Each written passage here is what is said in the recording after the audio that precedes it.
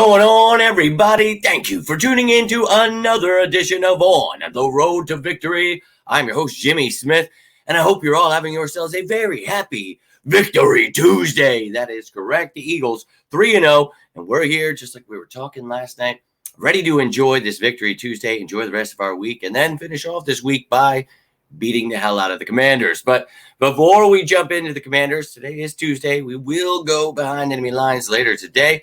I will be live at one point talking about, of course, Victory Tuesday, so I hope to see you then. But right here, right now, I have a little recording for you with this snap count analysis. I want to take a look at the snap counts for the Eagles here against the Buccaneers, and I'd love to hear your thoughts on this, so appreciate you tuning in.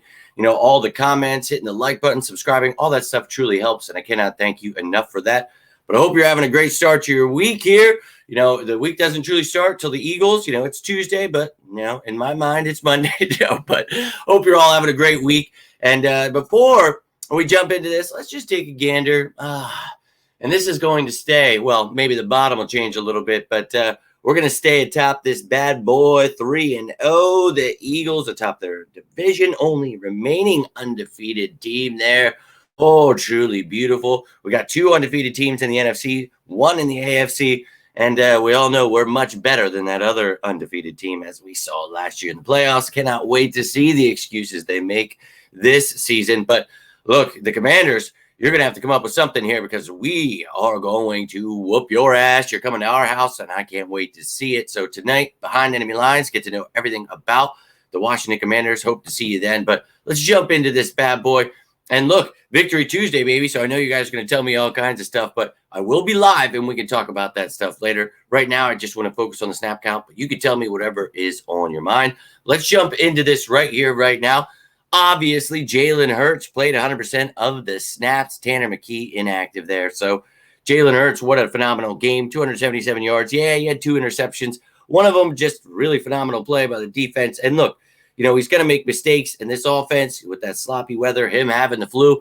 I totally understand it. But, man, he could have thrown for a lot more if we needed to.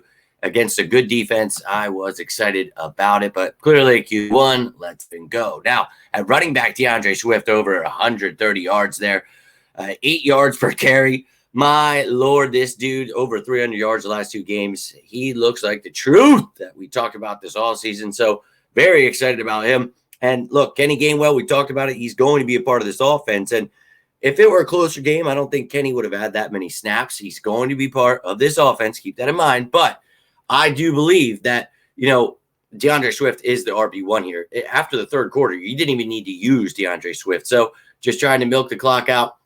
And, yeah, look, I would have used Rashad Penny, but I've told you, this team just doesn't really like him unless emergency, you know, situation calls for it. But they would rather use Boston Scott. He was out, obviously, because of that injury. But DeAndre Swift, baby, what a move from Howie Roseman.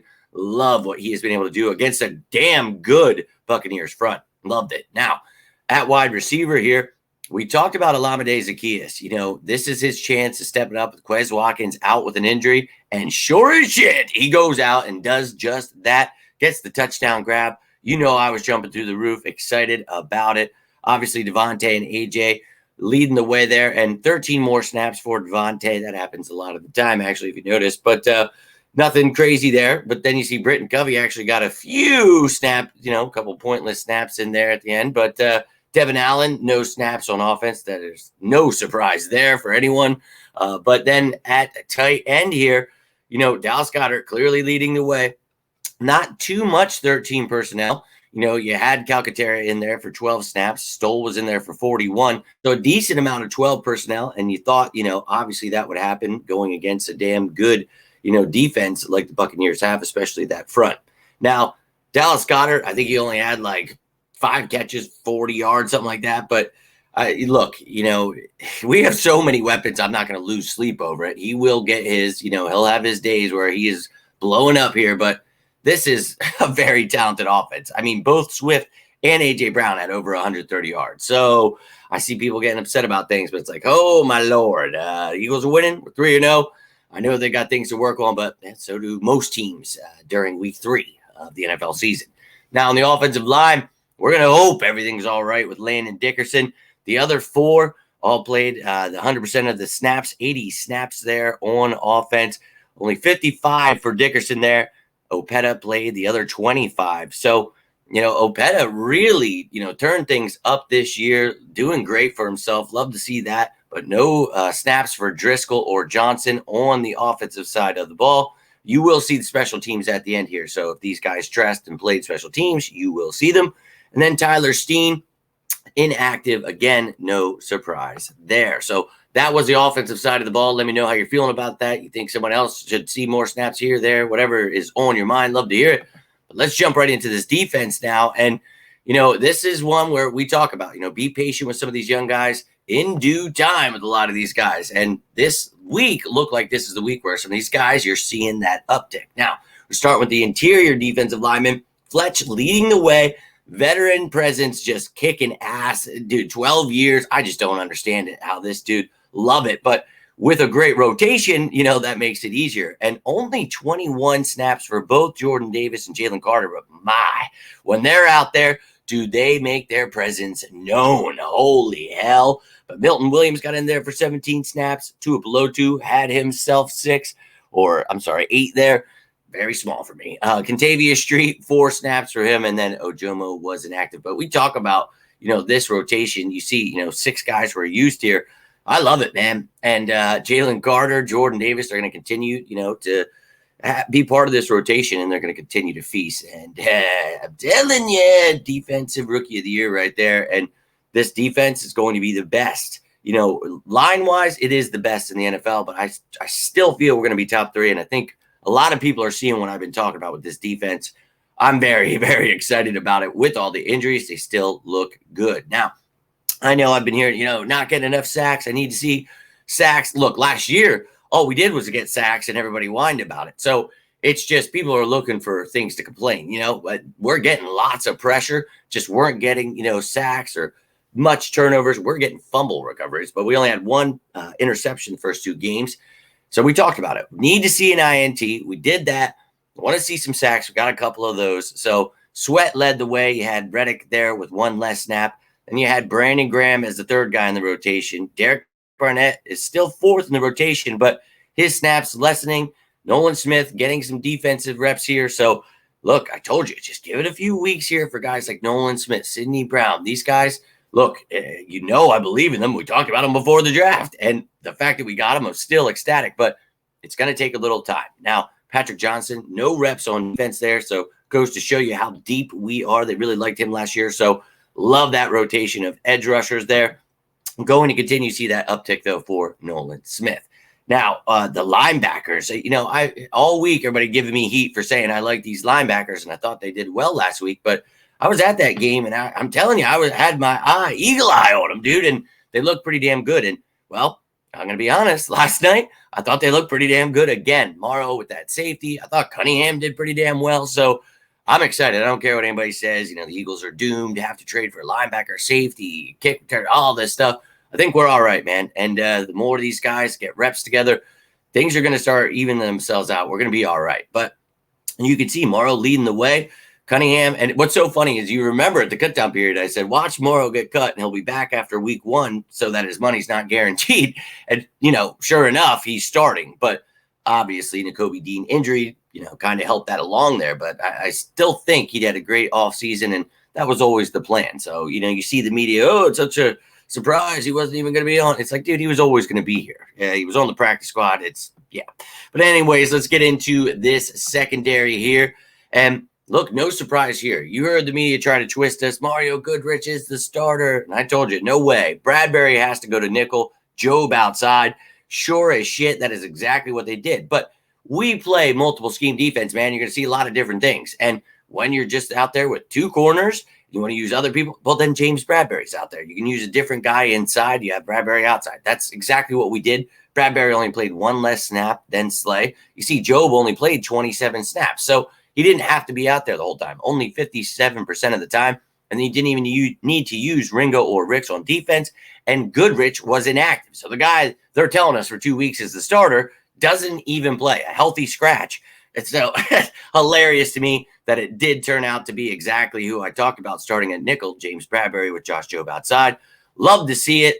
Yes, we do. Now, at safety, we don't love to see injuries, especially when it looked like Sidney Brown was finally getting that uptick in snaps that we talked about. So, only got to play 12 snaps there, but made him count, had that great pass breakup. You remember someone was pissed off last week for me explaining who Sidney Brown is and what positions he plays. But I'm sorry, he can play nickel. He can play that dime backer. He plays safety. That's literally what we talked about all pre-draft process. And I think people are going to learn who he is real fast. I think he and Reed Blankenship are the future here. But Terrell Edmonds, Justin Evans, good depth. And Evans was doing pretty well. First week, not so much. Second week, did pretty damn good.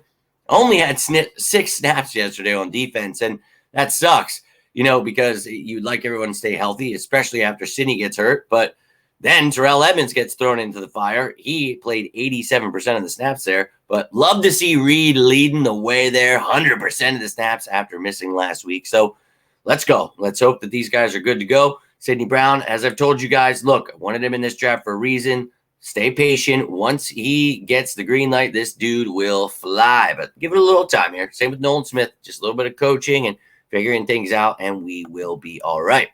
But that is the defensive snap count. Love to hear your thoughts on that. You think someone else should be getting more snaps? Someone should be getting less? Someone should be active? Whatever's on your mind, love to hear it. But don't fear, I did not leave out the special teams. And I not only gave you the specialists, but all those players you just saw, I have a count for who actually played on the special teams as well. So let's take a look at the specialists. And I saw something hilarious. Les Bowen today, he's like, I don't understand how Braden Mann had 6 snaps and he only punted once. It's like, well, believe it or not, he is our holder as well. So anytime that there is an extra point or a field goal, he is going to be out there doing those things. Jake Elliott, obviously going to be out there for some extra ones because he is the kickoff specialist as well. So 10 snaps for him. And then you see 6 snaps for both Rick Lovato and Braden Mann. They kind of go hand in hand, snapper and holder, or snapper and punter. So they're always going to be together. Now, unless there's some weird stuff going on there. But let's take a look at both the offense and defensive guys that played on the special teams units. And you can see their snap count here. I have them obviously separated by the snaps they had. So you see Kaylee Ringo, Patrick Johnson. Love that Patrick Johnson back. He did so great, last couple of years for the special teams unit. So happy to see him there. Ellis and Edmonds there with 1 less snap. Then you see Job, Ricks, and Nolan Smith. And, dude, what I love about this is, you still see Terrell Edmonds and then Josh Job playing 14 and 13 snaps while these guys are out there playing starter reps. So love that. Go ahead, Edmonds and Job. And, Devin Allen, he had a horrible return there, but he did have some gunner snaps and things like that. Clearly, probably not going to see him again on the active roster. I think everyone finally got their answer as to why I've been telling them this guy's not Hall of Fame bound. He is not taking Olamide Zaccheaus' roster spot. That's just not happening. Now, you see Jack Stoll, 9 snaps, 7 snaps for Reed. Reed Blankenship played 100% of the defensive snaps. What was it? 80, I believe it was. And then 7 special team snaps. A lot of injuries going on, so guys had to step it up. You love to effing see that. Kyle Katera there. Then you had Jordan Davis and Britton Covey there with 6 snaps. So go ahead, Jordan Davis. Not only is he playing, 3 downs, they're saying he can't. Well, he's showing them he can.